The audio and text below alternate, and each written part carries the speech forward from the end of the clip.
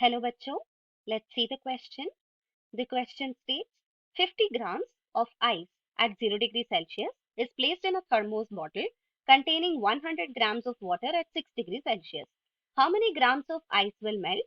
The heat of fusion of water is 333 kilojoule per kg and specific heat of water is 4190 joule per kg per Kelvin. अभी हमको question में क्या दिया है, 50 grams of ice है, उसको thermos bottle में रखा है। थर्मोस बॉटल में 100 ग्राम्स ऑफ वाटर भी प्रेजेंट है एट 6 डिग्री सेल्सियस। हमको कैलकुलेट करना है जो हीट है वाटर से रिलीज होता है, उस हीट एब्जॉर्ब करके 50 ग्राम्स ऑफ वाटर आइस जो भी है वो मेल्ट होगा और कितने अमाउंट में मेल्ट होगा कि नहीं वो कैलकुलेट करना है हमें। तो की कॉन्सेप्ट क्या होगा? की कॉन्सेप्ट होगा इधर heat lost by hot body यानी कि water is gain by heat by cold body यानी कि आइस। तो एक की कॉन्सेप्ट इस क्वेश्चन में हो जाएगा principle of calorimetry.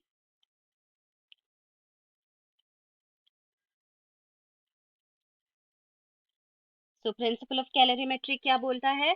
Principal of calorimetry बोलता है lost heat by hot body is equal to gained heat by cold body। इधर हमको समझना है कोल्ड बॉडी लोअर टेम्परेचर में होगा that is ice, hot body higher temperature में होगा दैट इज वाटर। तो ये क्या होगा? Heat loss by hot body है वाटर, सो हमें पता है heat is nothing but ms delta t when there is a change in temperature, when there is change in phase, so heat will be called as heat of fusion, वो होगा ml।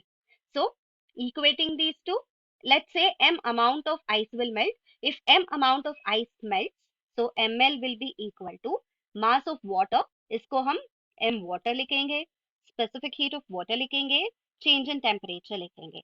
तो मास क्या दिया है? मास हमको फाइंड करना है क्योंकि कितने amount of ice will melt by absorbing this much amount of heat released by water, वो फाइंड आउट करना है।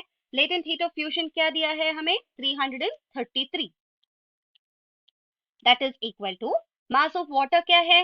मास ऑफ वाटर है 100 grams, so 100 grams should be divided by 1000 क्योंकि उसको SI यूनिट में लेके आना है, क्योंकि rest all the units are in SI unit. Specific heat 4190, change in temperature 6 degree Celsius minus 0 degree Celsius, वो हो जाएगा 6 डिग्री सेल्सियस और 6 केल्विन। सो हम इसको सिंप्लीफाई करके मास ऑफ आइस जो भी मेल्ट होता है उसको हम कैलकुलेट कर सकते हैं। m is equal to mass of ice melted क्या होगा? ये होगा 7.5 ग्राम। So this will be our final answer. तो कौन से ऑप्शन करेक्ट हो जाएगा? हमें ऑप्शन 1 करेक्ट हो जाएगा। तो ऑप्शन ए हमारा करेक्ट आंसर है। तो ये हमारा फाइनल आंसर है। I hope you will understand. All the best. Thank you.